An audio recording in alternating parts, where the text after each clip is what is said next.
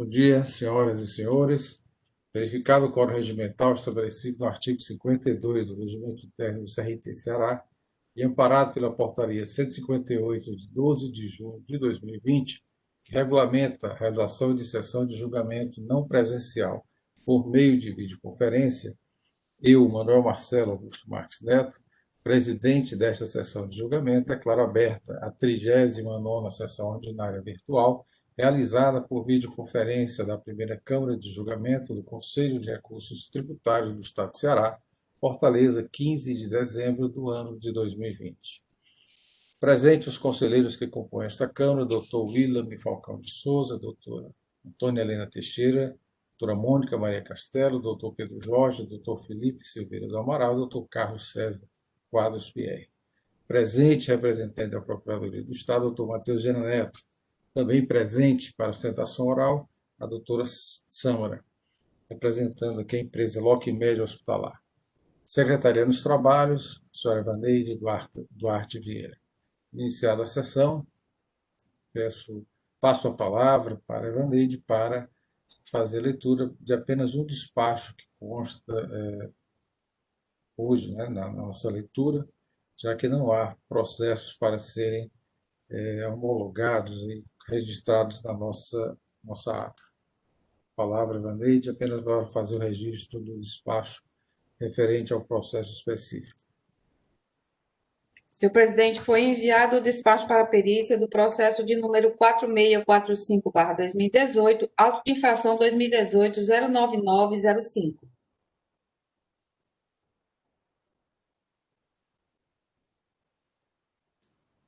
Obrigado, Evaneide. Vamos dar seguimento.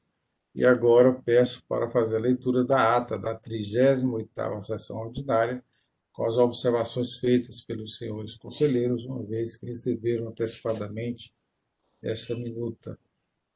E agora, após a leitura ser aprovada. Evaneide, com a palavra. Bom dia a todos. A ata da 38ª sessão ordinária virtual, realizada por videoconferência na primeira Câmara de Julgamento do Conselho de Recursos Tributários do Estado do Ceará do ano 2020, aos 14 dias do mês de dezembro do ano 2020, às 8 horas e 30 minutos, verificado o quórum regimental estabelecido no artigo 52 do Regulamento do CRT-CE, amparado pela Portaria 158 de 12 de junho de 2020, que regulamenta a realização de sessão de julgamento não presencial por meio de videoconferência, foi aberta a 38ª sessão ordinária virtual da primeira Câmara de Julgamento do Conselho de Recursos Tributários do Estado do Ceará, sob a presidência do Dr. Manuel Marcelo Augusto Marques Neto. Presentes à sessão, os conselheiros Antônia Helena Teixeira Gomes, Mônica Maria Castelo, José William Falcão de Souza, Carlos César Quadros Pierre, Felipe Silveira Gugel do Amaral e Pedro Jorge Medeiros. Presente à sessão, o seu procurador do Estado, Dr. Matheus Viana Neto. Em seguida, o presidente indagou os conselheiros se estes receberam e se teriam correções a serem inseridas nas resoluções referentes aos seguintes processos. Da relatoria do Dr. José William Falcão de Souza, processo número 3834/2018, auto de infração 2018-07598. Da relatoria do Dr. Felipe Silveira Gurgel do Amaral, processo 3176/2018, auto de infração 2018-06323. Processo 3177/2018, auto de infração 2018-06321. Da relatoria do Dr. Pedro Jorge Medeiros, processo 1/3340/2018, auto de infração 2018-04582, da relatoria da doutora Antônia Helena Teixeira Gomes, processo 4101/2017, auto de infração 2017-05515. Não havendo sugestões de correções para as resoluções, elas mesmas, ou as resoluções foram homologadas, desculpa. Foi anunciada a entrega de despachos para a perícia dos seguintes processos. Processo 1/72/2016, auto de infração 2015-17826. Processo número 2232/2018, auto de infração 2018-03564. Foi perguntado aos conselheiros se estes receberam as atas da 36ª e 37ª sessão ordinária virtual. Não tendo sido apresentadas sugestões de alterações, foram lidas as atas da 36ª e 37ª sessões devidamente aprovadas. Ordem do dia, processo de recurso número 4645/2018, auto de infração 2018-09905, recorrente M. Dias Branco, S.A., Indústria e Comércio de Alimentos. Recorrido célula de julgamento de primeira instância, conselheira relatora Mônica Maria Castelo.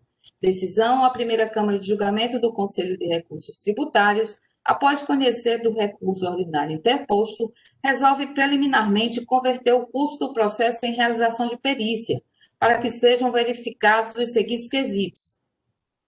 1. Verificar se as notas fiscais elencadas pelo contribuinte em sua defesa fazem parte do levantamento que embasou a acusação fiscal. 2. Caso as notas fiscais constem no levantamento, verificar se essas notas foram efetivamente canceladas. 3. Se as notas fiscais em questão tiverem sido realmente canceladas, verificar e informar qual a data do cancelamento das mesmas. 4. Certificar se essas notas foram escrituradas e qual o período que ocorreu a escrituração. O representante da douta Procuradoria-Geral do Estado manifestou-se favorável à realização de diligência para verificar os quesitos indicados. Presentes à sessão para sustentação oral, os representantes legais da parte, os advogados Dr. Carlos César Souza Sintra, Dr. Tiago Pierre Matos, acompanhando a sessão de julgamento a doutora Diana Lima Fonteles. Processo de recurso número 4646/2018, auto de infração 2018-09908, recorrente M. Dias Branco, S.A., Indústria e Comércio de Alimentos, recorrido célula de julgamento de primeira instância, conselheira relatora Mônica Maria Castelo. Decisão, a primeira Câmara de Julgamento do Conselho de Recursos Tributários, após conhecer do recurso ordinário interposto, resolve preliminarmente afastar a realização de trabalho pericial, suscitada pela recorrente, com fundamento no artigo 97, inciso 1, da Lei 15.614/2014. No mérito, decide por voto de desempate da presidência negar provimento para confirmar a decisão proferida no julgamento singular para julgar procedente a acusação fiscal, nos termos do voto da conselheira relatora, com aplicação da penalidade prevista no artigo 123, inciso 3, a linha M, combinado com o parágrafo 12 do artigo 123 da Lei 12.670/96, em conformidade com o disposto no parecer da Célula de Assessoria Processual Tributária e julgamento singular. Foram votos contrários os conselheiros Pedro Jorge Medeiros, Felipe Silveira Gugel do Amaral e Carlos César Quadros Pierre, que se manifestaram pela improcedência da autuação, considerando que a Secretaria da Fazenda, ao registrar nos sistemas eletrônicos, tomou conhecimento da operação importação, substituindo a obrigatoriedade da selagem dos documentos fiscais, nos termos da manifestação oral do representante da douta Procuradoria-Geral do Estado. Presentes à sessão para sustentação oral, os representantes legais da parte, os advogados Dr. Carlos César Souza Sintra, Dr. Tiago Pierre Matos, e acompanhando a sessão de julgamento, a doutora Diana Lima Fonteles. Processo de recurso número 4644/2018, auto de infração 2018-09904, recorrente M. Dias Branco, S.A., Indústria e Comércio de Alimentos, recorrido célula de julgamento de primeira instância, conselheira relatora Mônica Maria Castelo. Decisão, a primeira Câmara de Julgamento do Conselho de Recursos Tributários, após conhecer do recurso ordinário interposto, resolve afastar a realização de trabalho pericial suscitada pela recorrente, com fundamento no artigo 97, inciso 1, da Lei 15.614/2014. No mérito, por maioria de votos, decide negar provimento para confirmar a decisão proferida no julgamento singular, para julgar procedente a acusação fiscal, nos termos do voto da conselheira relatora, com fundamento no artigo 123, inciso 3, a linha M, da Lei 12.670/96, em conformidade com o disposto no parecer da Assessoria Processual Tributária, e julgamento singular e manifestação oral do representante da douta Procuradoria-Geral do Estado. Foram votos contrários os conselheiros Pedro Jorge Medeiros e Carlos César Quadros Pierre, que se manifestaram pela improcedência da autuação, considerando que a Secretaria da Fazenda, ao registrar nos sistemas eletrônicos, tomou conhecimento da operação, substituindo a obrigatoriedade da selagem dos documentos fiscais. Presentes à sessão para sustentação oral os representantes legais da parte, os advogados Dr. Carlos César Souza Sintra, Dr. Tiago Pierre Matos, acompanhando a sessão de julgamento doutora Diana Lima Fonteles. Processo de recurso número 4643/2018, auto de infração 2018-09903. Recorrente M. Dias Branco, S.A. Indústria e Comércio de Alimentos. Recorrido célula de julgamento de primeira instância. Conselheiro relator Felipe Silveira Gurgel do Amaral. Decisão: a primeira Câmara de Julgamento do Conselho de Recursos Tributários, após conhecer do recurso ordinário interposto, resolve preliminarmente converter o curso do processo em realização de perícia, para que sejam averiguados os seguintes quesitos. 1. Verificar se as notas fiscais elencadas pelo contribuinte em sua defesa fazem parte do levantamento que embasou a acusação fiscal. 2. Caso as notas fiscais constem do levantamento, verificar se essas notas foram efetivamente canceladas. 3. Se as notas fiscais em questão tiverem sido realmente canceladas, verificar e informar qual a data do cancelamento das mesmas. 4. Certificar se essas notas foram escrituradas e qual período se deu a escrituração. O representante da douta Procuradoria-Geral do Estado se manifestou pela realização de diligência para verificar os quesitos levantados. Presentes à sessão para sustentação oral, os representantes legais da parte, os advogados Dr. Carlos César Souza Sintra, Dr. Tiago Pierre Matos, e acompanhando a sessão de julgamento, doutora Diana Lima Fonteles. Processo de recurso número 4647/2018, auto de infração 2018-09910. Recorrente M. Dias Branco, S.A., Indústria e Comércio de Alimentos. Recorrido célula de julgamento de primeira instância. Conselheiro relator Felipe Silveira Gurgel do Amaral. Decisão: na forma regimental, o senhor presidente sobrestou o presente processo, considerando a relação existente entre a matéria, notas fiscais não escrituradas, e o período da autuação referente ao processo número 1/4643/2018, auto de infração 2018-09903, que foi encaminhado para a célula de perícia, nos termos da manifestação oral do representante da douta Procuradoria-Geral do Estado. Presentes à sessão para sustentação oral os representantes legais da parte, os advogados Dr. Carlos César Souza Sintra, Dr. Tiago Pierre Matos, acompanhando a sessão a doutora Diana Lima Fonteles. Era isso, senhor presidente. Senhores, alguma alteração a ser feita? Acréscimo, ajuste na ata? Doutor Pierre, com a palavra. Bom dia, senhor presidente. Muito obrigado. Eu só percebi agora, eu não percebi na leitura de ontem, esse processo do doutor Felipe, que já vai para a perícia, a fiscalização, eu posso estar enganado, mas eu acho que foi assim, ela já aplicou aquela redução na multa porque estavam devidamente escriturados. Então, não há necessidade de, na perícia, perguntar se foi escriturado e a data. Não é isso, doutor Felipe?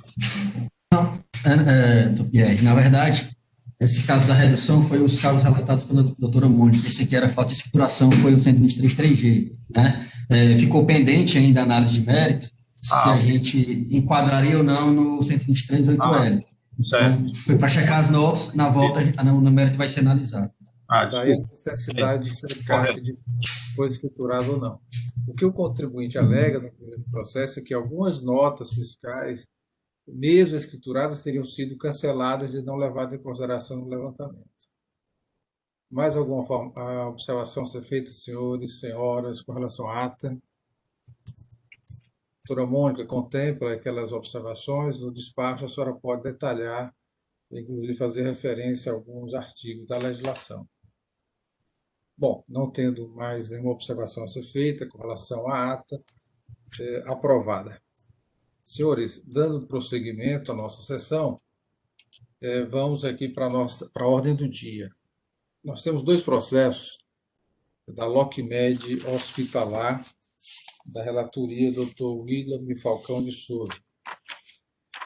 Trata-se de falta de recolhimento, processo de número 1206/2018, auto de infração 2017-2376, em que a indicação de procedência do feito fiscal em primeira instância e a assessoria processual tributária sugere o retorno do processo à primeira instância. O processo seguinte, o 1207/2018, a infração 2017, desculpa, 23.340, também da LocMed, tem a mesma decisão, né? Primeira instância procedente e o retorno de acordo com o parecer. Eu pergunto ao Dr. William se esse processo da LocMed, falta de recolhimento do ICMS, eles tratam da mesma matéria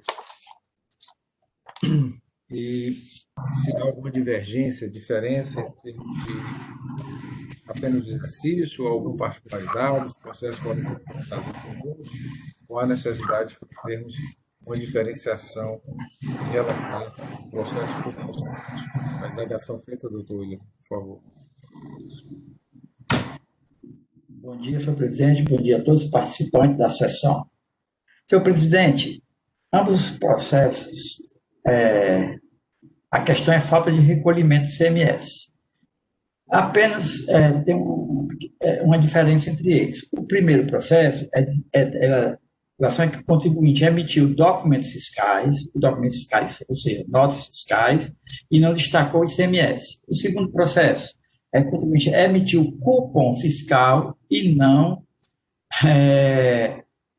recolheu o ICMS. Só que o primeiro, o ICMS cobrado, são operações sobre produtos diferentes, né? E o primeiro os produtos locação, retorno de locação. O segundo são produtos com isenção de ICMS. Tem uma pequena diferença. Eu me preparei para relatar separadamente, mas o segundo processo, lógico que vai ser bem menos, né? Assim, uma coisa mais rápida, porque contemplaria. O primeiro contemplaria.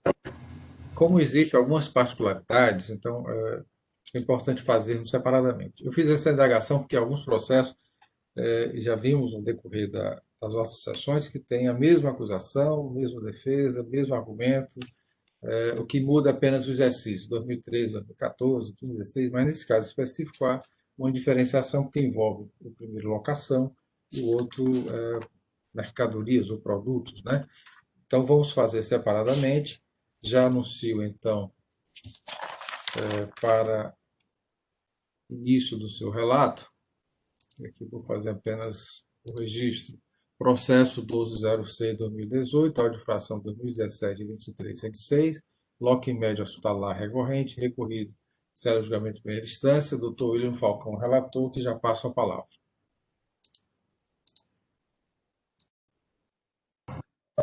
Obrigado, senhor presidente. O auto de infração anunciado traz o seguinte relato: falta de recolhimento do imposto no todo, em parte, inclusive, devido por submissão tributária, na forma dos prazos regulamentares. A empresa emitiu documentos fiscais de produtos e não destacou o ICMS no valor de R$ 27.210,73, conforme planilha e FD gravadas em CD e informação complementar em anexo ao presente auto de infração. Os dispositivos infringidos, citados, registrados na auto de infração, são 73 e 74 do Decreto 24.569/97. A penalidade 123(1)(c) da Lei 12.670/98. 12.670/96.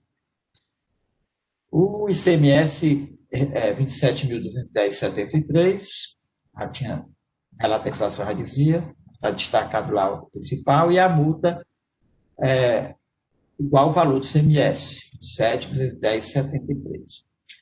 O auto de infração não colocou a base de cálculo, mas na planilha produzida, que abrindo o CD que está no Web Drive, vai verificar, a base de cálculo é R$ 226.756,14. Está a folha 48 dos autos. Na informação complementar, diz assim: informa que a empresa emitiu documentos fiscais de produtos e não destacou o ICMS, o valor de 27.210,73, como se apresenta na FD e o CD anexo à folha 24 dos autos. A planilha, eu já disse, consta também no CD. A defesa está nas folhas 31, 36 dos autos, ele alega ausência de materialidade, folha 32, pois se trata, no caso, de operações de retorno de locação, que tem o ICMS suspenso conforme o artigo 68 do Decreto 24.569/97. Só fazendo um adendo aqui, que são operações de retorno de locação e vincula, ICMS suspenso e vincula ao artigo 688. Mas o artigo 688, ele não trata de locação. Realmente, o artigo 68 é a suspensão do ICMS pelo prazo de 180 dias nas operações de conserto, reparo e industrialização. Então, atento. Que a atividade de locação, agora volto aqui, a atividade de locação não está sujeita à incidência do ICMS, razão porque não cabe recolhimento de imposto. Afirma que não está a locação sujeita à incidência do ICMS. Realmente, a defesa não citou, mas a alocação está prevista no artigo 4º, inciso 8º, olhando, da Lei 12.670/96. E alega também que no relatório produzido, que é o relatório que deu margem a lançar o valor principal 27.210,73 e a multa, os valores das notas fiscais estão repetidos no relatório. Repetidos. Eu acho que agora não é o momento de eu falar, mas lá na frente eu vou dizer, realmente estão. Da nulidade, 84, por ausência do princípio da legalidade, pois não respeitado o critério do artigo 68, repetindo 688, que não é o caso de locação, mas sim reparo, industrialização, conserto. E também ausente um termo de intimação nos autos. Esse termo de intimação até eu achei meio confuso, porque nos autos, o jogador, lá na frente eu vou dizer, o jogador, não, o termo de intimação está nos autos. Mas esse termo de intimação fala em relação àquela lei de defesa do contribuinte, direito do contribuinte, que tem que ter um termo de intimação. Aí eu não vi não entrei nesse detalhe. Em seguida, ou seja, após a apresentação da impugnação, o contribuinte entrou com rolamento de bens em garantia, está nas folhas 57 e 70. Aí veio o julgamento singular, está na folha 84 a 90. Ele afasta a nulidade por falta do termo de intimação, pois informa que as folhas 8 dos autos, o termo de intimação número 2017-05-845, lá no anexo. Nas folhas 89. Também rebateu o argumento da defesa de que no relatório da fiscalização foram repetidos os valores das notas fiscais. Pode até no debate a gente lê como é que ele diz. Lá na frente eu vou chegar no parecer. Ele rebate, dizendo que não está repetido. Né? Quanto ao argumento de defesa, que há equívoco em cobrar o ICMS nas operações de retorno de locação, não houve a manifestação por parte do julgador sobre esse argumento do contribuinte. E no mérito vai pela procedência. O contribuinte ingressa com recurso ordinário nas folhas 99 a 113 e alega a nulidade da decisão singular em razão de ausência de motivação completa. Argue que o julgador não realizou a apreciação de todos os argumentos apresentados, sejam no tocante à nulidade, sejam no tocante ao mérito. Argue também no tocante à nulidade. Argue que no tocante à nulidade, ele limitou-se em dizer que o auto de infração se mostrou claro e preciso. Folha 103. No mérito, defende que o contribuinte não teceu qualquer consideração acerca da natureza da operação de retorno de bem locado, folha 103, que ele alega que não há incidência do imposto. Aliás, ele faz suspensão do imposto. Alega o princípio da verdade material, que impõe às autoridades administrativas o dever de apurar todos os fatos na busca pela verdade real. Defende a realização de perícia, folha 110, sob o fundamento que foram desconsiderados os argumentos apresentados pelo contribuinte, principalmente no tocante, que na planilha foram repetidos os valores das notas fiscais. Por fim, requer a nulidade por ausência de motivação, no mérito ou improcedência. O processo foi para a cela de assessoria processual tributária e lá expedido o parecer. O parecer sugere a nulidade do julgamento singular por omissão na fundamentação e o consequente retorno para novo julgamento, com análise da questão relativa à cobrança do ICMS nas operações de retorno de locação. Eu gostaria apenas de ler um pouquinho do...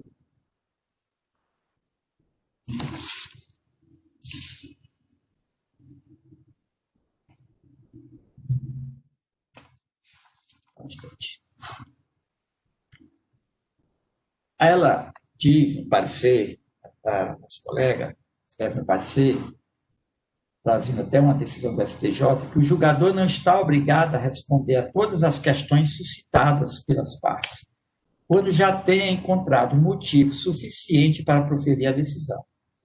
A prescrição trazida pelo artigo 489 do Código de Processo Civil de 2015 veio confirmar a jurisprudência já sedimentada pelo Colégio Superior do Tribunal de Justiça, sendo dever do julgador apenas enfrentar as questões capazes de infirmar a conclusão adotada na decisão recorrida.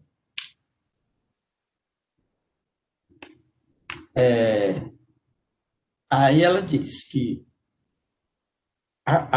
o contribuinte alega que a locação não está sujeita à incidência de ICMS. E o julgador responde dessa forma: contra fatos não há argumentos. Os fólios do presente processo repousam relação na defesa, folhas 47 e 48, no qual a defesa equivocadamente atribui repetição de valores das notas fiscais alterando a base de cálculo. Nada disso há. O que efetivamente está na planilha são as respectivas notas fiscais com todos os seus itens devidamente discriminados e, por conseguinte, repetindo o valor da nota fiscal em referência. E mais adiante conclui: a defesa em nada se reportou ao mérito da autuação. Os argumentos trazidos à baila não foram capazes de desconstituir a acusação inicial, porquanto totalmente desconexo da realidade fática dos autos.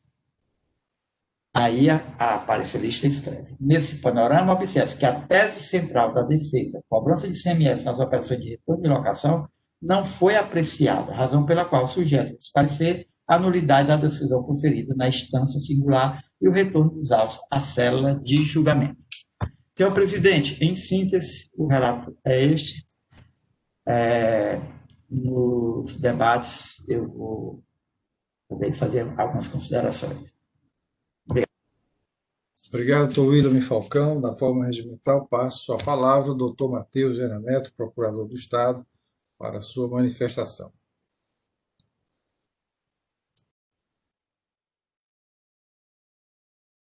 Muito bem, senhor presidente, senhores conselheiros, doutora Eva, doutora Sâmara, que agora está do outro lado, que já participou conosco como conselheira, e agora está do outro lado. Seja muito bem-vinda. Mas me parece Obrigada, doutor Matheus. Parece que a doutora Sâmara hoje não terá grande dificuldade, porque, como já apontado pelo conselheiro relator, aliás, muito bem relatado o processo, é que o julgador singular, independente do auto de infração ter sido bem feito ou não, mas o fato é que o julgador singular ele não abordou a questão central da defesa da recorrente. Qual era a questão central? Era se aquelas operações sujeitas à locação estariam sujeitas à incidência do ICMS. Operações de locação sujeitas à incidência do ICMS ou não. Quer dizer, esse principal argumento, e havendo operação de locação, nós sabemos que a locação não está sujeita à incidência do ICMS. Então, se a acusação do agente fiscal no auto de infração é de falta de recolhimento, se a operação não está sujeita a ICMS, é evidente que aí não teria recolhimento nenhum a fazer. Essa questão não foi abordada pelo julgador singular, além de outras também. O julgador se satisfez com o auto de infração e disse: está muito bem lançado, a infração está caracterizada e não há o que se fazer. Então, o julgador, nesse caso aí, ele se satisfez com muito pouco, razão pela qual a Procuradoria entende que o caso, sim, é de retorno do processo à primeira instância, para que o julgador profira um novo julgamento, agora sim, analisando a questão principal suscitada e outras, evidentemente, pela recorrente, que é a não incidência do ICMS nas operações de locação. É nesse sentido que a Procuradoria se manifesta, senhor presidente. Obrigado, doutor Matheus. Da forma regimental, passo a palavra ao representante da parte, a doutora Sâmara, para sustentação oral dos seus argumentos. Bom dia a todos novamente, né? Ao presidente, aos conselheiros, doutor Matheus. Estou em outra perspectiva hoje, né? Mas não menos feliz, muito feliz de estar aqui na Câmara com vocês. Falar também sobre o início da sessão com o Evangelho, acho muito pertinente. Fico feliz de ter iniciado o dia assim. Em relação a essa questão da LocMed, o doutor Willa me falou realmente um relato bem minucioso, né? Entendo até que não tenho muito a acrescentar quanto à questão do relato do Willamy, mas a parte vem realmente requerer a nulidade da decisão de primeira instância, porque o que se quer aqui não é propriamente, a improcedência, obviamente, mas não é a questão. A gente quer realmente que o julgador de primeira instância tece os comentários em relação a tudo que foi apresentado na defesa.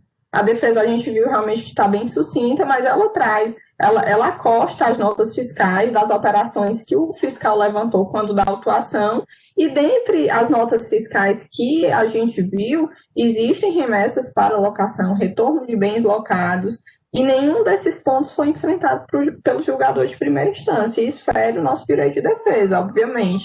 Então, assim, a gente verifica que foram juntados aos autos documentação pertinente às notas fiscais que ele faz menção, a gente verifica o CFOP da demanda, que é 6949, e nada disso foi enfrentado. Por mais que ele entendesse de forma desfavorável, ok, mas ele teria que ter enfrentado todos os pontos que a gente alegou na defesa, e a gente reitera todos os pontos que a gente alegou na defesa em primeira instância e no recurso também, obviamente.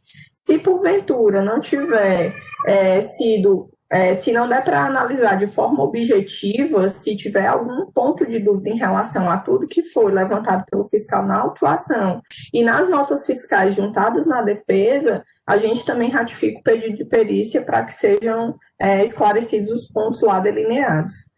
Assim, brevemente, realmente é isso. Entendo também o ponto que o Willa me falou quanto à questão da justificativa do artigo 688, né? Mas a gente também entende que tem que ser enfrentado, seja pela não procedência, seja pela procedência, mas que tudo seja enfrentado, favorável ou não para a parte. A gente entende que houve uma supressão de instância aí nessa questão, acolhendo o entendimento da Procuradoria e do parecer apresentado.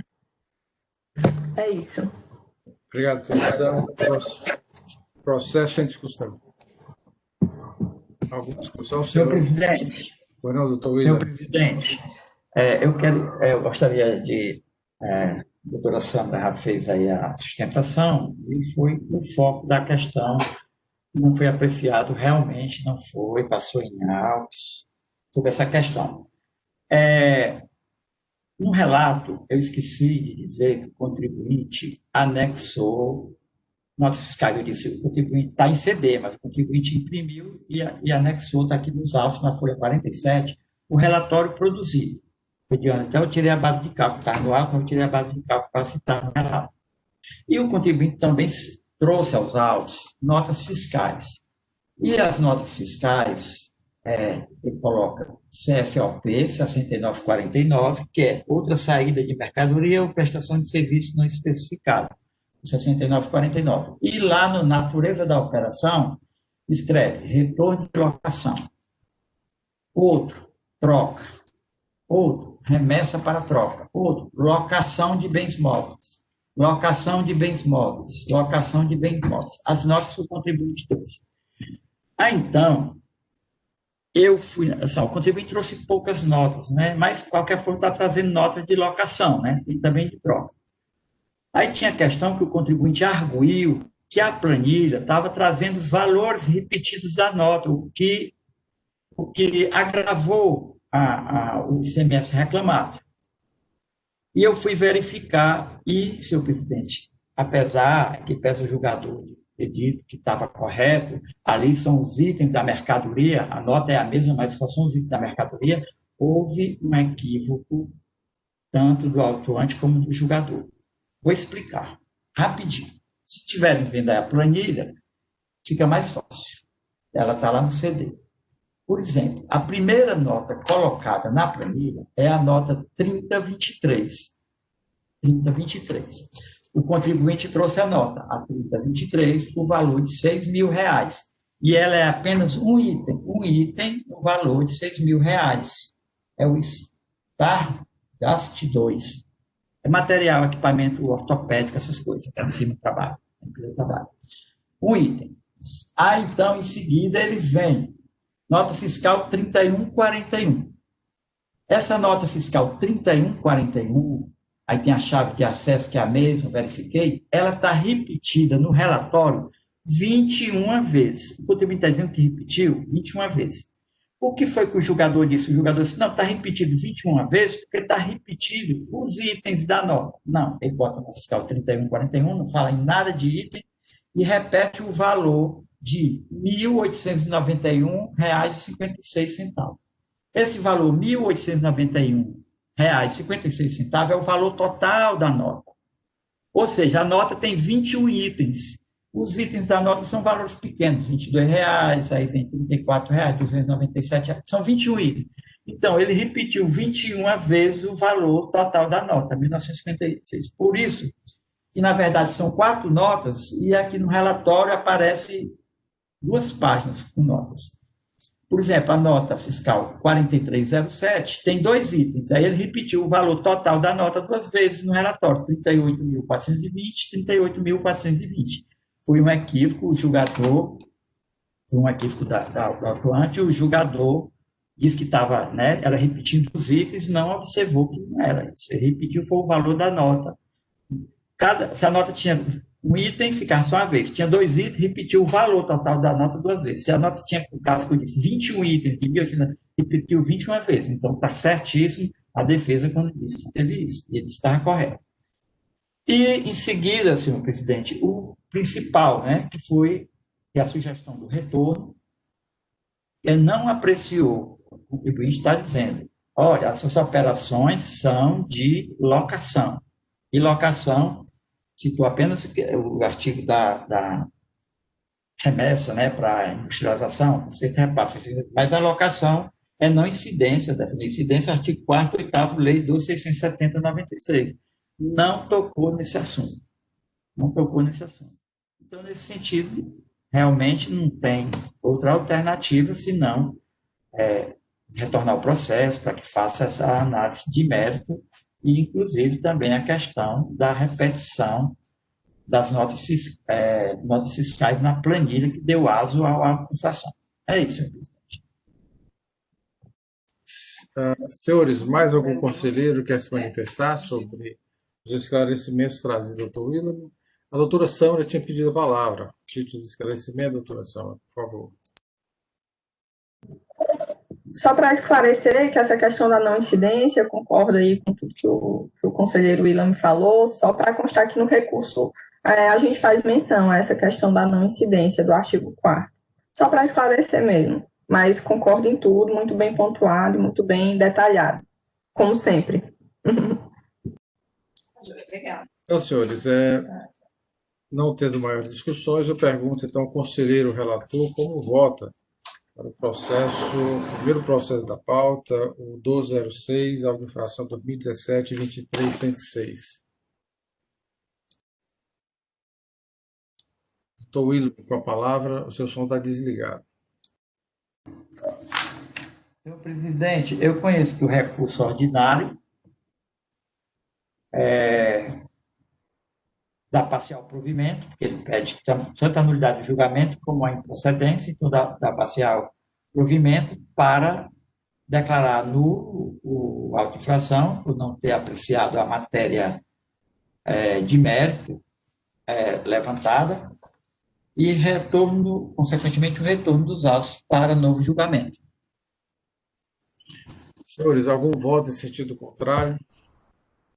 Então, esta Câmara, por decisão unânime, conhece do recurso, dá parcial provimento para decidir pelo retorno do processo à primeira instância para novo julgamento, considerando que nesse julgamento, primeiro julgamento, primeira instância, não foram abordados todos os argumentos trazidos pela parte.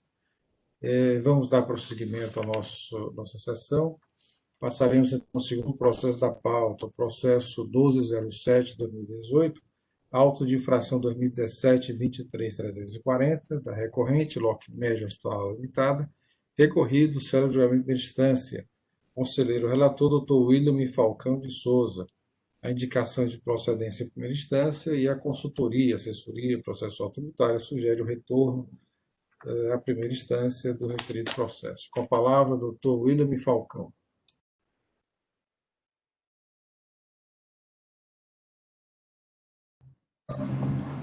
Obrigado, senhor presidente. O processo anunciado, que é o auto de infração 2017-23340, traz o seguinte relato no corpo do auto de infração. Falta de recolhimento de todo o empate, inclusive devido à submissão tributária, na forma dos prazos regulamentares.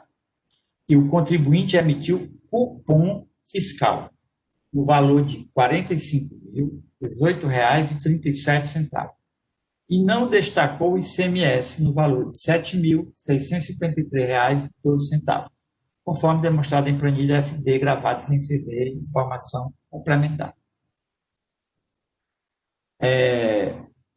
O período da infração é 2013 também, o exercício 2013.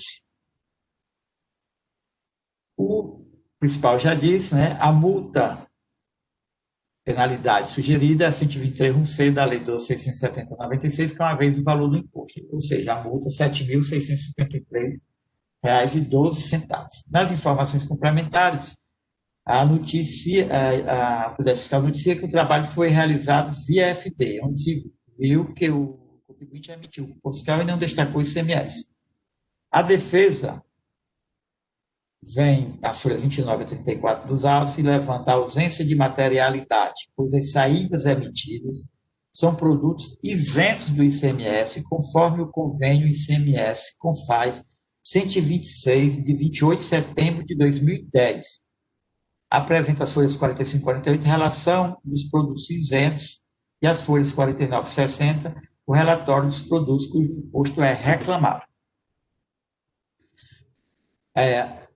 Requer a nulidade da autuação por ofensa ao princípio da legalidade em razão de não ter respeitado o convênio ICMS CONFAS 126. E também nulidade por ausência do termo de intimação. Julgamento singular afastou a nulidade suscitada sob o fundamento de ausência do termo de intimação, pois há o termo nos autos, com a ciência do contribuinte, está? Folhas 89 e 90. No mérito, acolhe a acusação fiscal de falta de recolhimento de ICMS, vez que provado nos autos que o contribuinte emitiu o cupom fiscal sem um destaque do ICMS, diz isso as folhas 89. A questão levantada pela parte, que é os produtos alvo do auto de infração são isentos, não foi analisado no julgamento. Eu já sou eu que observei lá. A decisão foi pela procedência. O contribuinte ingressa com recurso ordinário e pede a unidade da decisão singular em razão da ausência de motivação completa, pois o julgador não teceu considerações acerca do argumento que as operações base da autuação são isentas do ICMS, por força do ICMS, convênio ICMS CONFAS 126/2010. é a ausência da materialidade, mesmo forma do julgamento, por conta que não observou o convênio CMS com FAI 126/2010, que dá isenção aos produtos, e requer perícia técnica. Ao fim, requer a nulidade do julgamento singular por ausência de motivação. E, no mérito, a improcedência. O parecer da CEAPRO do exame dos argumentos recursais denota que há uma questão prejudicial à análise do mérito da contenda. Aí ela transcreve aquela decisão do STJ, que eu falei no processo passado, que todos os julgadores, né, estão obrigados a responder todas as questões suscitadas. E conclui que o julgador tem o dever de enfrentar as questões capazes de infirmar a decisão recorrida. Pode até deixar de analisar algum argumento, deixa aquele argumento que não seja nem beneficie nem prejudique os autos, né? A decisão singular não enfrentou a questão sobre a isenção dos produtos. Por essa razão, sugere a nulidade e o retorno para novo julgamento. Senhor presidente, em síntese, o relato da arbitração. Na forma regimental, passa a palavra ao doutor Matheus Jean Neto, representante da PGR. Muito bem, senhor presidente, senhores conselheiros, doutora Samara, mais uma vez. A acusação na inicial trata de falta de recolhimento. Da mesma forma do julgamento anterior, a parte diz, olha, essa operação não é devido ao ICMS. Por quê? Porque a operação, no caso lá do processo anterior, era operação de locação, que não estaria, e aí isso vai ser analisado, claro, no julgamento. Não haveria do ICMS.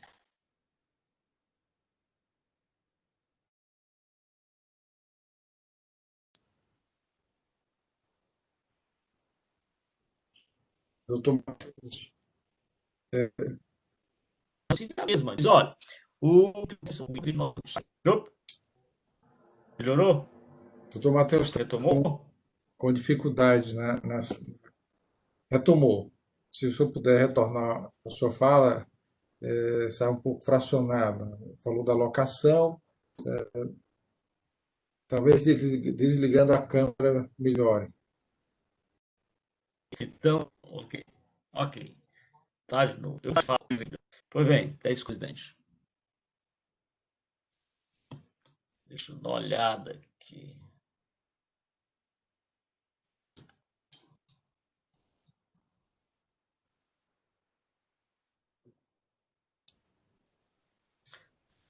Está me escutando, senhor presidente? Agora sim, agora restabeleceu a sua voz, por favor. Ok.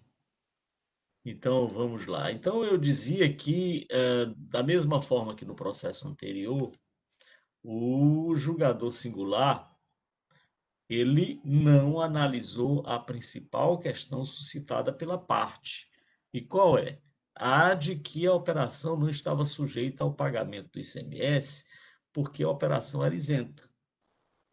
Quer dizer, a linha do raciocínio é a mesma do processo anterior. Lá era não incidência e aqui é isento. Mas a linha é a mesma, ou seja, a questão central sustentada pelo impugnante no julgamento singular e agora aqui no recurso, é de que a operação não está sujeita ao requerimento do ICMS, não foi enfrentada pelo julgador singular. Essa é a razão, senhor presidente, sem mais delongas, que a Procuradoria se manifesta também pelo retorno do processo à instância singular, para que lá seja proferido um novo julgamento e que sejam enfrentadas as questões suscitadas pela parte. É nesse sentido que a Procuradoria se manifesta, senhor presidente. Obrigado, doutor Matheus Viana. Passo então agora a palavra à doutora Samara como representante da parte, para dizer os argumentos de defesa. Mais uma vez, bom dia, né, a todos, já que se trata de outro auto. Como o doutor Matheus falou, o ILAME também teve um relato muito objetivo, bem pontuado, e como já mencionou também o doutor Matheus, a gente entende que a tese central, né, da discussão, que é em relação à isenção de alguns produtos em razão do convênio, não foi em nenhum momento abordado pelo julgador de primeira instância, e isso, da mesma forma que o outro, também fere o nosso direito de defesa, né, ampla defesa, contraditório, em ter isso enfrentado pelo julgador. A parte entende que, da mesma forma que o outro não tem muito o que acrescentar, de fato não houve menção pelo julgador de primeira instância, houve uma supressão em relação a esse ponto suscitado, e vou até um pouco mais além, né? Você até um pouco ousada aqui no pedido, se porventura tem uma relação taxativa de todos os itens, né, que comportam essa isenção de acordo com o convênio mencionado, se puder ser objetivamente analisado, a gente ainda até suscita a possibilidade de já ser analisado o mérito, beneficiando a parte por uma improcedência. Então, assim, se objetivamente for possível essa análise, né, na relação, a gente suscita primeiramente, obviamente, a nulidade pela supressão de instância, e se porventura houver a possibilidade de análise objetiva desses itens isentos, pela análise do mérito pela improcedência. É isso, bem objetivamente é isso. Obrigado, doutora Sâmara. Processo em discussão. Senhor presidente, Pois não, só pela ordem. Doutor William e doutor Pierre. Doutor William, qual fala? a parte alega que aqueles produtos são sujeitos à isenção do CMS. Aqueles produtos, a isenção do CMS. Ocorre que são cupons fiscais, então, que não estão, que estão sem um destaque do CMS. Não é um ou dois produtos, são vários produtos. Não analisou essa questão. Para nós analisarmos aqui, há uma certa dificuldade, porque o convênio CMS Confaz 126, de 28 de setembro de 2006, que deu a isenção a esses produtos, ele elenca os produtos, está contemplado no artigo 6º do regulamento do CMS, nosso regulamento do CMS, que diz: fica isento CMS sem prejuízo pelos impostos previstos na legislação tributária estadual as seguintes operações. No 55, LV 55, saída dos produtos a seguir indicados, classificados na posição, subposição ou Código de Nomenclatura Brasileira de Mercadoria, Sistema Harmonizado NBM-SH, aí diz o convênio, válida por prazo indeterminado. A. Cadeira de rodas e outros veículos para deficientes físicos, classificado na posição 87.3. Prótese femoral e outras próteses articulares, classificado na posição, aí diz, braços, antebraços, mãos, pernas, pés e articulações necessárias para quadris e joelhos, classificados no Código 9021.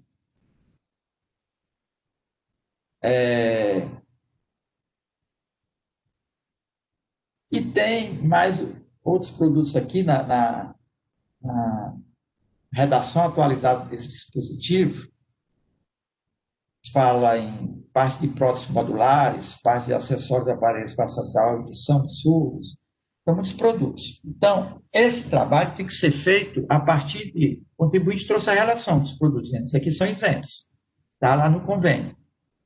Aí tem que ver aquele produto e o produto que está contemplado no artigo 6º, 55, e fazer esse isento, e ir retirando. Porque não estou dizendo que tem algum produto que não seja isento, eu estou dizendo que tem que ver fazer esse batimento para dizer, não, todos são isentos, então aquele que não é isento é fazer a cobrança. Aí, nós aqui, se não foi apreciado lá, nós tinha sido apreciado, e aí esse questionamento aqui, provavelmente eu ia pedir uma perícia para fazer esse batimento, à luz da legislação, da isenção. Mas sequer foi apreciado, então isso tem que voltar para lá, para ele apreciar essa questão da isenção. E, na dúvida, fazer a perícia, se não tiver condição de fazer, são muitos produtos, muitos assim, mas não é aquela coisa exorbitante, para fazer esse levantamento e dizer, esses são isentos, retira, esses não são, né? Porque a base de cálculo desse ato de inflação é baixa, né? Até que o CMS cobrado é 7 mil e pouco. para ver que não são tantos produtos, mas fazer aqui na sessão nós não temos condição. Eu entendo que deva retornar para ele apreciar a questão da isenção dos produtos e fazer esse batimento, então, se tiver condição, não vou comer isso. É isso que eu entendo. Obrigado, doutor William. Pela ordem, doutor Carlos Pierre. Obrigado, senhor presidente. Bom dia a todos. Primeira vez que eu me manifesto aqui hoje, então, bom dia a todos e seja bem-vindo, doutora Sandra, à representação na nossa Câmara. Olha, recentemente o doutor Saulo, ele anexou um artigo no nosso WhatsApp sobre a teoria da causa madura, que o CARF entendeu, adotou essa teoria e julgou um processo em que mesmo a DRJ não tendo apreciado todos os argumentos em conta do foi julgado. Mas só que o artigo não tece considerações a respeito do regimento do CARF, que permite ao contribuinte uma ampla defesa, mesmo nesse julgamento. Um dos pontos fundamentais é o chamado embargo de declaração, que cabe no julgamento do segundo grau do CARF, lá no CARF, e aqui não cabe. Então, iniciado o processo de julgamento, né, ele será finalizado, são retorno, e ao contribuinte só resta o recurso para a Câmara Superior e ele não poderá mais produzir provas. Então, daí por que eu acho que aqui no CONAT não se aplica a teoria da causa madura. No primeiro caso, era muito mais fácil, se fôssemos analisar, porque o primeiro caso é o seguinte: quando você nota a repetição, você vê que são poucas notas fiscais. E as notas fiscais que embasaram, o contribuinte juntou todas, viu, doutor, daquele primeiro caso. Então, eu fui olhar a numeração. Na realidade, são poucas notas e o contribuinte juntou todas. Como estão repetidas, dá a impressão de serem muitas notas.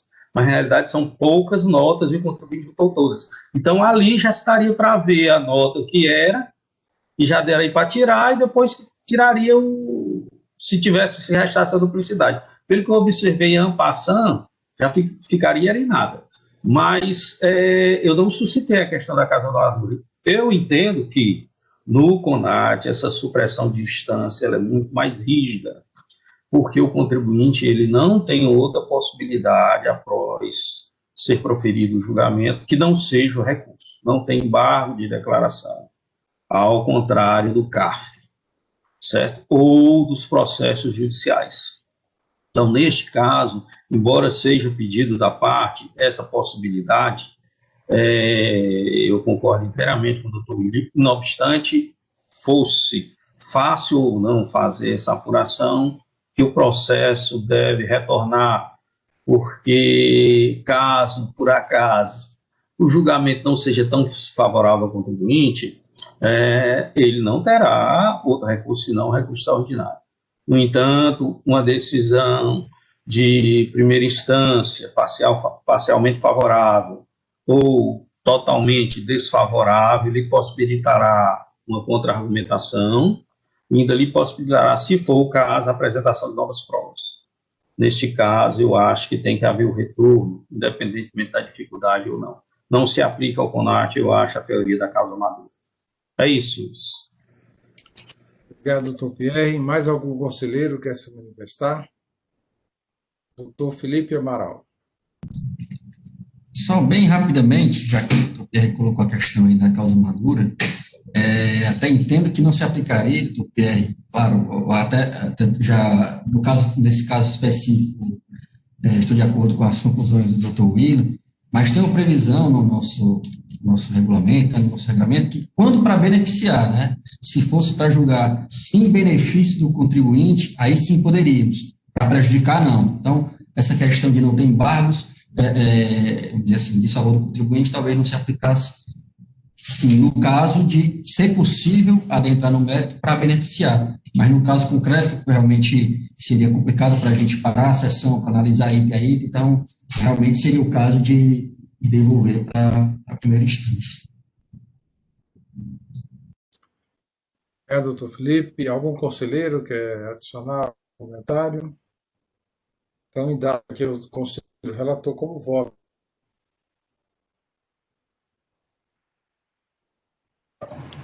Senhor presidente, há dois pedidos, nulidade e procedência. Então, por conta dos dois pedidos, eu conheço do recurso ordinário da parcial provimento para anular o julgamento singular por ausência de manifestação sobre argumento do contribuinte de os produtos alvo da infração são isentos ICMS. E o consequente retorno do processo para novo julgamento, na primeira instância. Senhores, algum voto em sentido contrário? Então, esta Câmara, por decisão unânime, conhece do recurso, dá-lhe parcial provimento para o retorno do processo à primeira instância para o novo julgamento, considerando a ausência, né, de motivação e de enfrentamento dos argumentos trazidos pela parte. Desculpa, senhor Agradeço. presidente. É parcial provimento mesmo? É, Só uma dúvida. segundo o Dr. Willam, a parte traz, além da nulidade, também procedência e também perícia, traz outros argumentos. Então, não vejo. Mas, assim, quando a gente diz parcial provimento, é como se a gente estivesse praticamente apreciando o mérito, né, não? Eu também entendo assim, senhor presidente. Na realidade, deu porque é uma preliminar. Então, dá provimento na preliminar, deu provimento ao recurso. Ok, sem problema. Então, porque o pedido mais amplo, né, o pedido principal seria a improcedência. Né? Tá achando, o doutor William quis colocar parcial provimento, é porque isso aí é como se fosse um pedido subsidiário. Né? Se não puder ser julgado improcedente, que devolva. Mas, acho que de uma forma ou de outra... Mas, doutor Felipe, a gente ainda não está analisando o mérito, entendeu? A gente está julgando aqui o julgamento singular, apreciando o julgamento singular, entendeu? Por isso que eu entendo que não seria parcial provimento, e sim dar provimento ao recurso dele. Doutor Matheus, presente, para dissipar a dúvida suscitada pela doutora. Nós decidimos essa semana, já tivemos uma decisão nesse sentido, onde a gente entendeu por negar provimento. Eu não sei se a situação era realmente ipsiliter a mesma, mas... Senhor presidente, eu acho que não há prejuízo nenhum, não, de dizer. Eu disse assim, dá parcial provimento, está pedindo as duas coisas. Na minha cabeça não, vai dar só uma novidade. Mas, na verdade, se você vai, assim nós estamos julgando por uma nulidade, é como a conselheira Ana disse, nós não analisamos a questão de mérito, apenas vimos que questões de mérito não foram apreciadas, né? Mas não ingressamos. Acho que pode ser de mérito. Importante que vai retornar para a primeira instância, né, doutor? Para evitar qualquer problema, dá provimento. Ok. Bom, feitos esclarecimentos, agradeço a participação, doutora Sâmara. Temos ainda mais 2 processos para julgamento. Fique à vontade, doutora. Eu que agradeço a recepção, o carinho aqui do outro lado, né? Sempre bom estar com vocês. Espero poder encontrar vocês presencialmente em outra oportunidade. Obrigada aí pela atenção. Tchau, tchau. Saúde, doutora Sâmara. Nos veremos dia 16 na missa lá, né? A gente se encontra, Pierre. Tchau. Claro. Senhores, vamos dar prosseguimento aqui à nossa sessão. Temos ainda 2 processos para serem apreciados, da relatoria do Dr. Pedro, não é isso, doutor Pedro? Pedro Jorge Medeiros. Processo de recurso 6212-2017, infração 2017-16306, em que recorrente Cavel, Iguatu Cavalcante Veículos Limitado, recorrido será o julgamento per instância, doutor Pedro Jorge ao conselheiro relator, a indicação de procedência em primeira instância e a assessoria processual tributária também confirma aqui a procedência do feito. Passo a palavra ao doutor Pedro Jorge para início do relato, processo anunciado.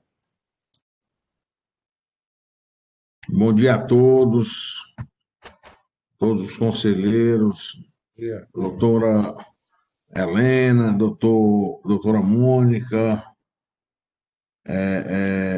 doutor Felipe, doutor Pierre, Willam, professor Willam, competentíssimo doutor Matheus, nosso procurador, doutora Evaneide e o nosso presidente, doutor Marcelo. Então, bom dia a todos vocês e vamos aqui fazer esse relato de Cavel. Deixa eu só abrir aqui que eu sou meio... a Icavel Iguatu Cavalcante Veículos Limitada. A presente demanda consiste em um auto de infração lavrado para a cobrança de ICMS no valor de R$ 19.700,68 e uma multa no valor de R$ 34.765,92, nos termos trazidos no auto de infração. Omissão de entradas de mercadorias decorrente de levantamento quantitativo de estoques de mercadorias através da análise dos arquivos eletrônicos da empresa nos exercícios de 2012 e 2013.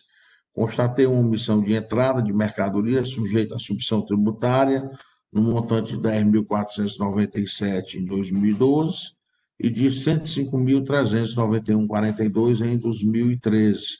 Motivo deste auto para lançamento de ICMS devido a acréscimos legais. O período da infração foi do janeiro de 2012 a dezembro de 2013, e a penalidade aplicada foi a 123.3S da Lei 12.670. Segundo a autoridade atuante, foi possível verificar que ocorreu a emissão de documento fiscal de saída de mercadoria sem que houvesse estoque suficiente para suprir tal saída naquele determinado momento, o que pressupõe a ocorrência de entrada de mercadoria desacobertada de nota fiscal. As folhas 194, a autuada apresentou impugnação, alegando que tal fato é manifestamente improvável e absurdo, dado que é uma concessionária da Fiat no Brasil, não fazendo sentido a afirmação da fiscalização de que teria adquirido mercadoria da Fiat sem nota fiscal e em seguida vendido com nota fiscal.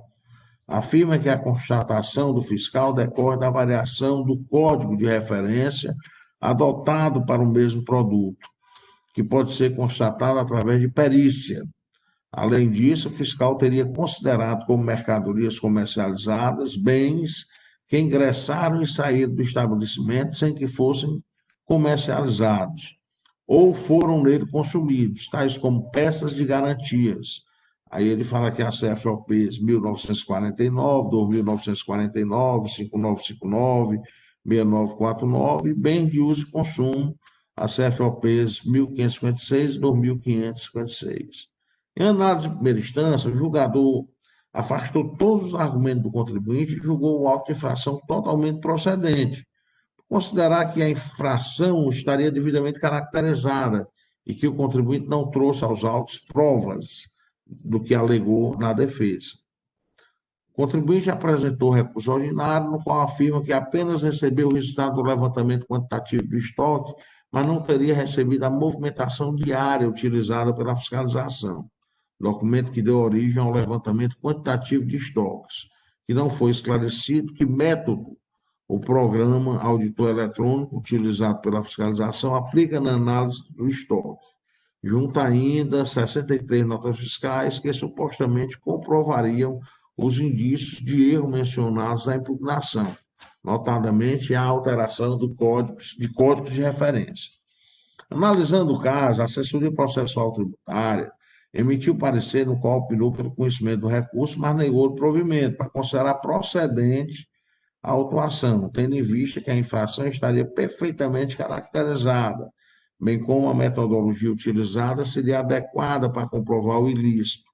Quanto ao método, entendeu que, no que se refere à alegação que a constatação de eventuais diferenças decorreram tão somente de variações procedidas pela Fiat em código de produtos e que, de fato, poderia gerar inconsistência escritural na movimentação de mercadorias, é importante ressaltar que as informações utilizadas na feitura do referido levantamento fiscal são importadas automaticamente dos arquivos SPED-FD, Escrituração Fiscal Digital, transmitido pelos contribuintes do ICMS, inserida no sistema próprio, que apura após o cruzamento das quantidades de entrada e saída e estoques, a existência ou não de diferença de estoque.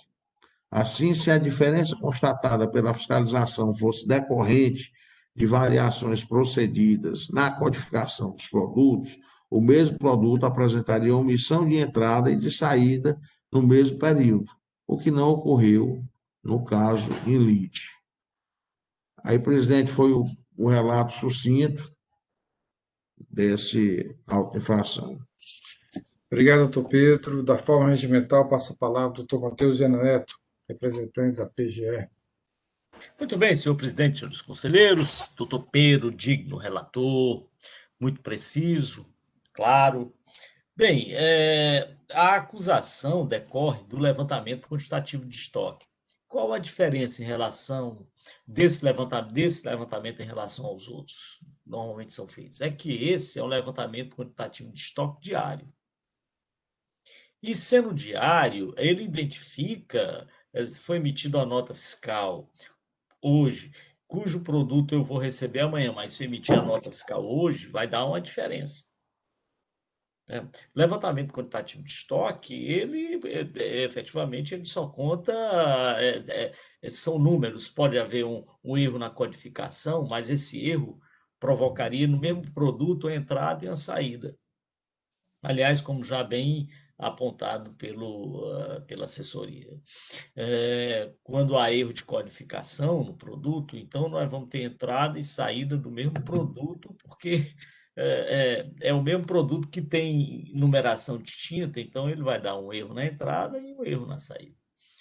Mas o fato é que o levantamento diário quantitativo de estoque, ele pode ser afastado mediante a apresentação de elementos que digam, olha, eu emiti a nota fiscal hoje, e isso pode acontecer, mas o produto só entrou no meu estoque no dia seguinte, mas a nota fiscal não saiu nesse dia que foi emitida, ela saiu no dia seguinte. Esse tipo de argumento poderia ter sido utilizado, mas o argumento principal utilizado pelo contribuinte, pelo recorrente, foi no sentido que não teria recebido os elementos para fazer sua defesa. Ora, todos os elementos foram entregues para o contribuinte por ocasião do encerramento da ação fiscal. Tanto é que ele aponta, e isso é interessante, é que ele aponta quais os produtos teriam sido produtos que teriam sido adquiridos para uso, produtos que teriam sido recebidos em garantia para troca, mas ele fica só na retórica, ele efetivamente acaba não apresentando elementos que comprovem que o levantamento está equivocado. Essa é a razão pela qual a Procuradoria entende, senhor presidente, que o caso, sim, é de procedência da acusação fiscal. É nesse sentido que a Procuradoria se manifesta. Obrigado, doutor Matheus. Processo em discussão. Doutor William, só para destacar. Há um pedido da parte para nulidade do julgamento de primeira instância e a nulidade por cessamento do direito de defesa por não receber todos os arquivos, é isso? Presidente, inclusive, tem a questão também do pedido de perícia, né? Que ele Desculpa, pede. é o doutor Pedro, eu chamei doutor William. Doutor Pedro, qual é o relator? É porque doutor William acaba sendo relator algumas vezes. Relator geral, né? Doutor William é relator geral. Desculpa, doutor Pedro.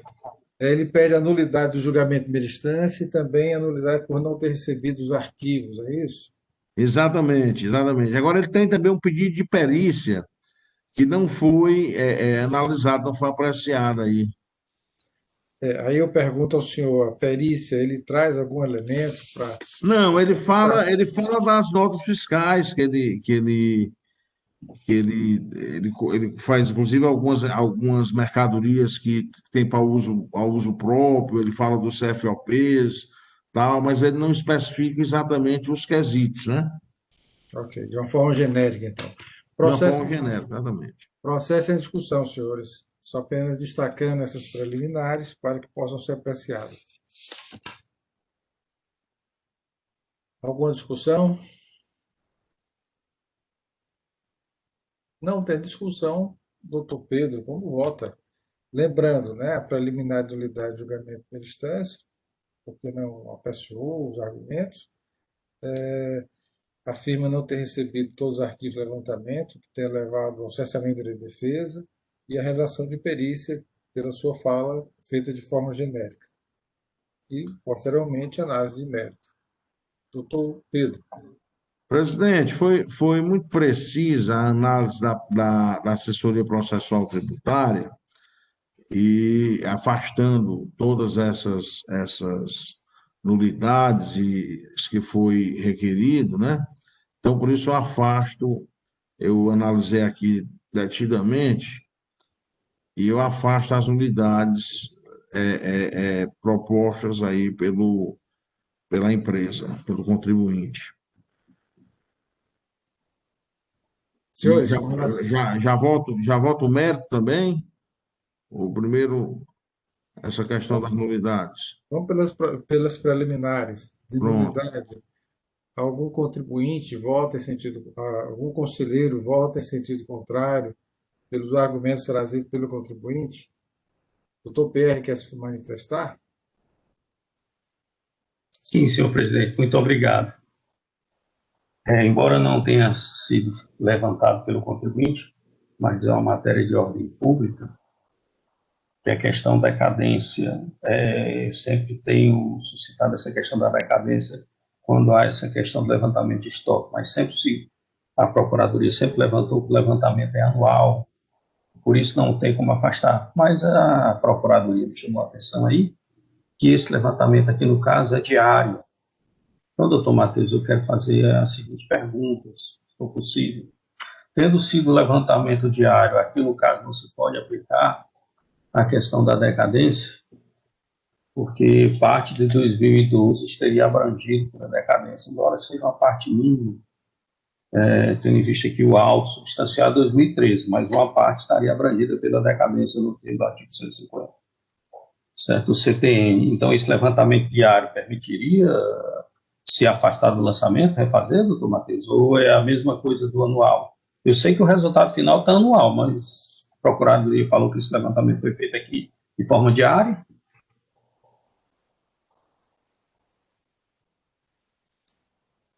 Com a palavra, doutor Matheus. O doutor William quer se manifestar também, senhor presidente. Então, Podemos escutá-lo, doutor William, primeiro. ok, pela ordem, doutor William e Falcão. Senhor presidente, nós já tivemos bastante a questão da omissão de entradas e omissão de saídas. E quanto à decadência, a gente trata a omissão de entradas e a omissão de saídas como obrigação acessória, né? Obrigação acessória. Ele deixou de receber o seu documento fiscal ou deu saída sem o documento fiscal, né? Se tem incidência de CMS ou não, quer ver se tem situação que não tem. Aqui tem, porque o produto que deu a omissão de entrada, que ele recebeu sem nota fiscal, era sujeito à submissão tributária. Então, o imposto da submissão tributária não foi pago, por isso cobra. Mas a omissão de entrada e a omissão de saída, nós temos tratado, já faz muito tempo isso, como obrigação acessória, que nem, por exemplo, o selo, falta do selo, né? É deixar de escriturar a nota. E a gente aplica, nesses casos aí, a regra para contar do prazo decadencial 173.1. Partindo desse entendimento, 173.1, o exercício de 2012 só contaria o prazo a partir de 1º de janeiro de 2013. Então, vamos para 2013, 2014, 2015, 2016, 2017. Você poderia lançar até 2013, o exercício todinho, 2014, 2015, 2016, até o final de 2017, ou de 2012. Contando a partir do primeiro dia, do exercício seguinte. Ou seja, a partir do mês de janeiro de 2013. Setembro de 2017. Então, eu entendo que não teria decadência, não. É o meu entendimento. Ok, doutor. Mais algum conselheiro quer se manifestar? Doutor PR? Se há cobrança de imposto, doutor William, me desculpe, mas não é simples descumprimento de obrigação acessória. O problema aqui que eu não estou identificando os meses os dias aí, como foi falado pelo doutor Matheus, que apesar de ser um valor muito pequeno de 2012, mas ninguém está identificando. Porque se fosse isso identificado, ficaria mais fácil. Eu não estou conseguindo, não sei Por isso se. que eu fiz a pergunta, viu, doutor? Exato, Eu não identifiquei, eu vi o relatório anual, mas o doutor Matheus falou que exato. era diário, aí por isso que eu fiz primeiro essa pergunta, Eu não para sei. depois ir além. Então, primeiro tem que ver, o levantamento é diário, é possível fazer a retirada? Não é? Essa é a minha pergunta. Para depois decidir se tem decadência ou não. Exatamente, mas saber se é no começo de 2012 ou no final de 2012, quando é que não dá para verificar aqui. Doutor Matheus com a palavra. Senhor presidente, o doutor Pierre é sempre questionando, suscitando questões interessantes. O levantamento, ele partiu sim do levantamento diário, pelo menos essa informação que conta no sistema diário, e que ele, ao final desse levantamento, ele totaliza, ele faz a totalização anual. Então, por isso que o doutor Pedro não identifica o levantamento diário, porque ele fez o trabalho e fez a totalização quando apresentou o relatório, e talvez seja aí o questionamento que agora eu percebo, o questionamento realizado pelo recorrente, quando diz, olha, eu não recebi os relatórios, é porque o relatório apresentado foi o relatório anual. O contribuinte recebeu o relatório anual. Quer dizer, o agente fiscal, como foi que trabalhou? Foi pegando os dados e tal, e disse, ó, tá aqui, deu uma omissão de vendas ou uma omissão de compras no valor tal. No caso aí foi omissão de compras, né? No valor tal. Fazendo a totalização. Então, durante esse exercício e tal. Daí porque o contribuinte chega a dizer, o recorrente diz, olha, cerceamento é o direito de defesa, porque eu não tive esses dados. Mas a questão suscitada pelo Dr. Pierre, eu tenho entendido, não só porque seria questão de obrigação acessória, e no caso aí não é obrigação acessória, porque cobra-se o ICMS também, mas é porque esses valores não foram levados para apuração. O valor do ICMS que está sendo cobrado, se o produto não foi declarado, e é isso que está ocorrendo, se o produto não foi declarado, não há que se falar em declaração do contribuinte, se ele não declarou. Então, na omissão de compras e na omissão de vendas, ou omissão de receita com levantamento financeiro, o contribuinte não declara os valores. E é exatamente esses valores que não foram declarados que levam, então, à aplicação não do artigo 150, parágrafo 4º, mas do artigo 123, inciso 1 do CTN. Ou seja, o prazo decadencial, para essas situações em que o contribuinte não declara, ele não declarou essas aquisições. Ele vai para o exercício seguinte. Então, a procuradora entende que o caso não é de aplicação de decadência no primeiro caso, nesse caso. Por quê? Porque trata-se de omissão.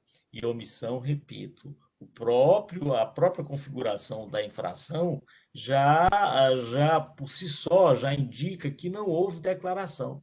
Se não há declaração, não há que se falar em homologação. Só se declara o que só se homologa o que se declara. O que se omite não pode ser declarado, não pode ser homologado. Daí porque a Procuradoria entende que o caso é de aplicação do 173, inciso 1 do CTN. É isso, senhor presidente. Obrigado, doutor Matheus. Só destacando, doutor Pierre, o período, o auto de infrações foi lavado em setembro, consciência em outubro, só para identificar aqui essa possível decadência, né? E o período seria de janeiro a agosto, doutor Pedro Jorge, só para identificar. Lembrando também que aqui no caso específico, como o doutor Matheus já destacou, a omissão de entrada, então não há registro de entrada, né, dos produtos através de nota fiscal. Doutor Pierre, com a palavra. Senhor presidente, o Instituto da Decadência ele é tratado pelo CTN 1731. Contudo, anterior ao 1731, tem o Instituto da Homologação Tácita, tratado também como decadência, mas na realidade é uma homologação tácita. Então, o que acontece? A declaração do contribuinte a respeito do seu ICMS, e essa declaração não é escrituração e nada, mas sim a declaração do que é devido do seu ICMS, ou seja, ele calcula o ICMS através da sua conta gráfica, créditos, débitos, certo? É que lança o ICMS devido. Não obstante, o ICMS tem como fator da circulação de mercadoria, a apuração é feita depois, certo? Com créditos e débitos, e aí é que se apura o ICMS. Essa é a declaração do contribuinte, é o que ele lança. E o 150, ele diz que, feito o lançamento do contribuinte, está homologado o lançamento. E depois dessa homologação, não se aplica o 149 para rever o 149 que é anterior, certo? Ele permite que o FIS reveja o lançamento do contribuinte e até a data em que ele é homologado tacitamente. Neste caso, a declaração do contribuinte, na forma como ela foi feita, foi tacitamente homologada, certo? Em um prazo. Então, neste caso, o fisco não pode rever. Daí, meu entendimento, que todo mundo trata como decadência, é que não poderia ser lançado, certo? O ICMS relativo a janeiro a setembro de 2012, neste caso aqui, e que seria perfeitamente possível retirar do lançamento através desse levantamento diário, que tem que se suprimir da base de cálculo. Eu entendo que sim, está presente aí as condições da homologação tácita, certo? Das declarações de entrega dos lançamentos feitos pelo contribuinte, foram tacitamente homologados, e o fisco estadual não pode rever após ele mesmo ter tacitamente homologado. E todo mundo trata como decadência. Então, eu entendo pela decadência de janeiro a setembro de 2012.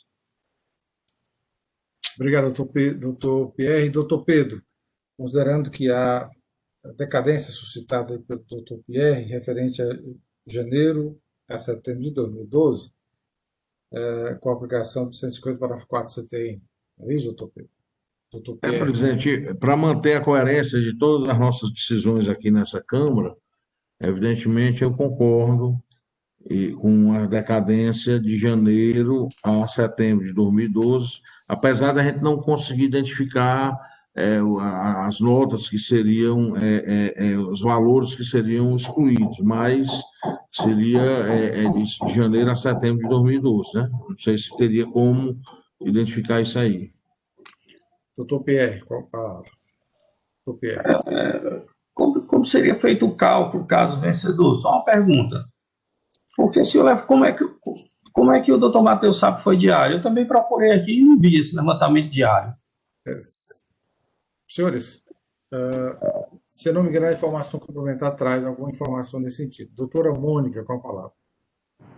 Bom dia a todos. Na informação complementar, ele fala, mas eu entendo que deve ter sido um equívoco, porque toda a movimentação, tanto as informações que constam na informação complementar, naquele demonstrativo do cálculo, ele coloca por período, ele coloca 2012 e 2013. Ele não faz realmente diário, ele faz realmente pelo período, né? Então, assim, não teria realmente como fazer essa separação. Doutor Pierre. Presidente, se foi um equívoco do fiscal, ou seja, não houve levantamento diário, não tem como se fazer. Eu acho assim, até que é uma burla ao CTN. A fiscalização ela tem 5 anos para fazer isso, deixa para fazer uma apagada das luzes, né? Mas o regimento do nosso órgão, ele prevê que nós temos que fazer esse cálculo. É diferente do federal, que você decide o direito e a autoridade lançadora, a repartição de origem, ela refaz os cálculos ela mesma, mas nós temos que fazer aqui, e nós não temos como fazer esse levantamento. Então, não obstante, eu entendo que o contribuinte tenha direito a essa decadência, a matéria de ordem pública, mas eu não estou vendo como praticá-la no cálculo. Eu entendo que há decadência presente, eu entendo até quando é levantamento anual, né? E dirá no diário, né? Que a fiscalização está tentando burlar. Agora, sinceramente, Doutor William tem algumas considerações a fazer. Com a palavra. Senhor presidente, na informação complementar, eu já encontrei a base de 2012. 2013 ainda não. Lá no CD que está colocado aqui para a gente no WebDrive. Ele diz que para o 2012, a entrada de mercadorias artesanais cai no valor de 7.328,41. Essa é a entrada do exercício, 2012. E lá na frente ele continua e diz que para 2013, a entrada de mercadorias ofertada é no valor de 50.454,80. Aqui. Certo? Mas, assim, para mim, sempre eu tive dificuldade nesse hábito eletrônico, nessa análise diária. Eu já encontrei lá, como eu disse, mês a mês, a diferença de mercadoria, a omissão de entrada. Né? A entrada que entrou sem nota. Para 2010 eu encontrei, mês a mês. Que somando o exercício todo de 2012, lá está 7.328,41, que é o que está batendo aqui com a informação complementar. Não encontrei ainda, foi o 2013, mas lógico que deve estar lá, porque são muitos documentos, né? Ele tira aquelas planilhas do sistema e colocou lá no arquivo. Aí, senhor presidente, quanto à questão da decadência, embora esteja cobrando imposto, o artigo 171 fala do lançamento do crédito, no exercício seguinte, meu entendimento, eu sou muito questionado, os senhores têm até problema lá na Comissão Superior também, por conta do 150 ou do 173, eu entendo, se é obrigação acessória, é 173, aí foi uma obrigação acessória. Por que está... não, mas a obrigação acessória eu vou só cobrar uma multa. Se você vai ficar... Era sujeito a submissão tributária, você tinha que ter pago, não pode mais pagar, porque aí a regra do 150, eu não sei, eu vou pelo 173. Mas, como eu também não estou conseguindo visualizar todo o trabalho, é extenso, se não... Eu queria pedir vista do processo. Não sei o que queiram discutir mais. Vista concedida, doutor William. Então, da forma regimental, Excelente, presidente. processo de recurso 6212-2017, auto-infração 2017-16306, Ricavé, Iguatu, Cavalcante Veículos, vista concedida ao doutor William Falcão. Senhores, doutor William, presidente, se me permite apenas uma observação. Pois não, doutor Pierre. Doutor William, se o levantamento for diário, tem a questão das notas fiscais que não são apresentadas no mesmo momento, que possivelmente o contribuinte não apresentou, porque ele não tem um levantamento diário, como bem disse o doutor Matheus. Então, se por acaso houver possibilidade de verificar se esse levantamento foi diário, seria muito importante, porque ele trará outras repercussões que não só a decadência. Assim, é a sugestão apenas. O doutor William vai examinar detalhadamente o processo e trará uma provável solução. Senhores, temos o último processo da pauta, processo 4340-2018, auto-infração 2018-10372. Vamos em frente. Trata-se de crédito indevido, relatoria do Dr. Pedro Jorge, Grendênia recorrente e o recorrente a julgamento de primeira instância. Com a palavra do Dr. Pedro, né, indicação de procedência em primeira instância e assessoria processual. Sugere o retorno à primeira instância. Com a palavra do Dr. Pedro Jorge.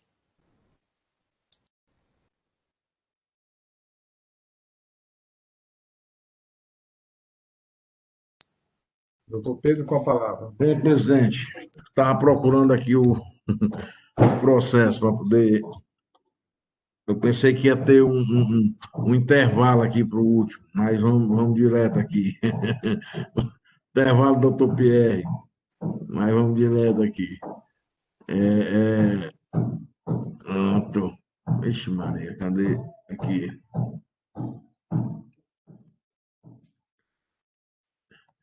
Então, nós temos o auto de infração 2018 10372, recorrente à Grendene S.A., certo?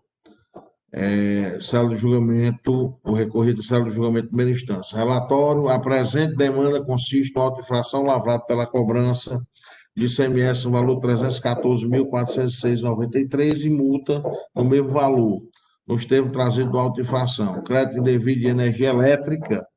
O contribuinte utilizou indevidamente o crédito de ICMS em operações de entrada de energia elétrica em percentual superior ao previsto pela legislação, no período de janeiro de 2015 a março de 2018, no valor total de R$ 314.406 de imposto, configurando a infração prevista na legislação do ICMS. O período da infração teria sido de janeiro de 2015 a março de 2018. A penalidade foi a 123.2A da Lei 12.670. Segundo a autoridade autuante, o contribuinte não dispõe de equipamentos que façam medição própria específica para a área industrial e utilizou o crédito ICMS acima do percentual de 80%, previsto no artigo 60, parágrafo 19, inciso 2 do decreto 24.569. A súmula 103, a autuada apresentou impugnação, alegando que possui modernos equipamentos de medição de energia utilizada em cada uma de suas divisões, validando o percentual da tomada de crédito. Afirma que sofreu cessamento de direito de defesa, tendo em vista que o auditor sequer teria comparecido ao local para verificar a existência dos mencionados equipamentos. No mérito, afirma possuir direito ao crédito, tendo em vista que a energia teria sido utilizada na atividade industrial, junto aos autos, laudo pericial, que atestaria que o índice de consumo de energia no processo de industrialização seria de 96% e 4% seria a energia utilizada pela administração. Quanto à multa, ele afirma que há violação ao princípio de não confisco, multa de 100%. Em análise, em primeira instância, o julgador do primeiro grau afastou todos os argumentos do contribuinte e julgou o auto de infração totalmente procedente, considerar que a infração estaria devidamente caracterizada e que os laudos técnicos apresentados pelo contribuinte não teriam condão de desfazer a autuação, tendo em vista que a letra da lei exigiria a existência de medidor distinto para a parte fabril. Quanto à multa, afirma que a penalidade aplicada foi a específica para o caso e que o princípio do não confisco não se aplicaria às multas.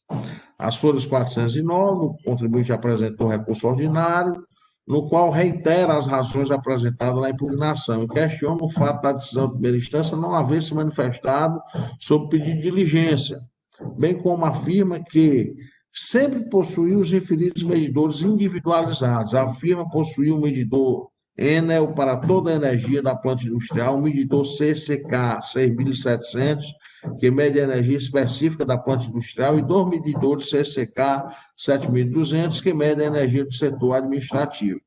Analisando o caso, a Assessoria Processual Tributária emitiu parecer no qual opinou pelo conhecimento do recurso ordinário pelo seu provimento, para declarar a nulidade da decisão de primeira instância em razão de não ter se manifestado sob pedido de perícia da parte, tendo em vista, de fato, existir indícios da existência de medidores específicos, devendo o processo retornar à primeira instância para novo julgamento. É esse o relato sucinto, presidente. Obrigado, doutor Pedro. Da forma regimental, passa a palavra ao doutor Matheus Viana Neto. Muito bem, senhor presidente, senhores conselheiros, doutor Pedro também muito direto, mais uma vez, o objetivo. E a questão central é essa que ele tocou mesmo. Ou seja, por ocasião do julgamento singular, aliás, a autuação se deu porque o contribuinte não teria se creditado de 80%, já que ele não teria medidores, ele só teria direito ao crédito ICMS na aquisição de energia elétrica no percentual de 80%. Como ele se creditou de um percentual maior, o agente fiscal, então, entendeu que o caso era de crédito indevido. O julgador singular, ao analisar as questões suscitadas pela parte, pelo impugnante, não deu atenção a essa questão fundamental, que é de que ele possuía, sim, medidores, tanto na parte industrial quanto na parte administrativa. Ora, se ele tem esses medidores, é evidente que devem ser considerados no consumo da energia elétrica, para fim de creditamento, o que demonstra a medição realizada por tais medidores. E o agente fiscal, o julgador singular, não analisou essa questão.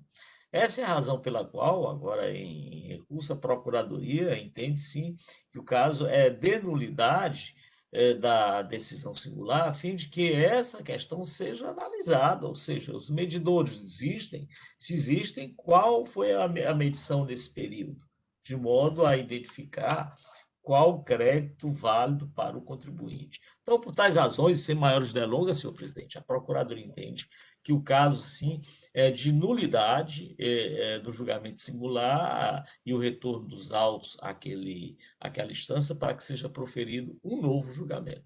É isso. Processo em discussão, senhores. Presidente, Doutor Pierre, com a eu palavra. gostaria só de chamar a atenção que, já em sua defesa, o contribuinte anexa as notas fiscais da compra de energia elétrica e anexa também várias contas, certo? De medidores diferenciados emitidas na época pela Coelce do período autuado, 2015. Então, ele anexa várias contas de energia elétrica relacionando as contas de energia elétrica inclusive aos DANFs da compra de energia, né? Parece que ele faz compras de energia, né? Então, ele anexa as compras de energia, os DANFs, né? E também anexa contas de medidores distintos da mesma época. Então, assim, nós não temos condições de verificar aqui se é do mesmo local e tudo, mas a perícia, o julgamento teria que, se deve sair, anexo por ocasião da defesa. Apenas para chamar a atenção esse fato. Mais algum conselheiro quer se manifestar? Doutor Falcão. Senhor presidente, quando a gente vê esse auto dessa natureza, de indústria, né, medidor, geralmente diz assim, é um medidor só para a indústria e para o escritório, né? Usa muito isso, escritório. Aí, por conta do parágrafo 19 do artigo 60, né, decreto 24, 569, 24, 569, 97. É isso? Ele só pode lançar 80% do crédito para o estabelecimento comercial, não. O estabelecimento escritório, não. Aqui nesse relato, só trouxe mais, na informação complementar, só trouxe mais os artigos infringidos, não, a penalidade. Disse assim, o contribuinte não dispõe de equipamento que faça medição própria específica para a área industrial e utilizou o crédito CMS acima do percentual de 80%. Ou seja, deve ter o crédito integral do medidor, não sei de onde tirou, na informação complementar não diz, do determinado medidor. Aí o contribuinte vem e diz, não, eu tenho 2 ou 3 medidores. E uma empresa que nem a Grendene, quem conhece, é uma empresa enorme, enorme. Creio que deve ter bem mais de 2 medidores, deve estar dizendo que tem 3. E está trazendo conta de energia, né? Ia ter trazido até informações da própria Coelce, na época, que era Coelce, então a Enel, desde quando esses medidores estão instalados. E assim fica muito complicado, da forma que está vendo aqui, fica muito complicado se aceitar simplesmente esse lançamento sem maiores detalhes, sem maiores investigações. E a julgadora singular, infelizmente, né, passou em Alpes nessa questão e tem que realmente voltar ao processo para fazer essa análise da situação. Mesmo porque eu ainda não vi aqui, mas o conselheiro Pierre já mostrou que viu aí vários, né, contas da energia e medidores diferenciados. Obrigado, doutor William. E mais algum conselheiro quer se manifestar? Doutor Pedro Jorge, como vota? Presidente, eu voto da mesma forma que da Procuradoria, né? Pela nulidade e o retorno do processo à primeira instância para novo julgamento que seja apreciado aí as informações prestadas pela empresa. Senhores, algum voto em sentido contrário? Esta Câmara, por decisão unânime, conhece do recurso, dá provimento para retorno do processo à instância singular, para que sejam apreciados os argumentos de defesa. Esta decisão para o último processo da pauta, da RMDN. Assuntos gerais, senhores. Algum assunto a ser observado, tratado nesta sessão? Agradeço a participação de todos e já convoco os senhores para participar da 40ª sessão virtual ordinária do dia 16 de dezembro, quarta-feira, amanhã, onde teremos 4 processos. 2 da relatoria da doutora Helena e 2 processos da relatoria do doutor Pedro Jorge. Processos da relatoria da doutora Antônia Helena. Diesel, Serviços e Motores, LDB Logística e Transportes Limitada. Relatoria do doutor Pedro Jorge, Suíça, Industrial e Comércio e Premazon, Premoldados de Concreto Limitado. Lembrando que amanhã é a nossa última sessão do mês e, consequentemente, do ano. Então, vamos tentar iniciar no horário, né? Apesar de não ter sustentação oral, nós teremos que concluir com a elaboração da nossa ata, leitura e aprovação. Então, um bom dia a todos e até amanhã, se Deus quiser.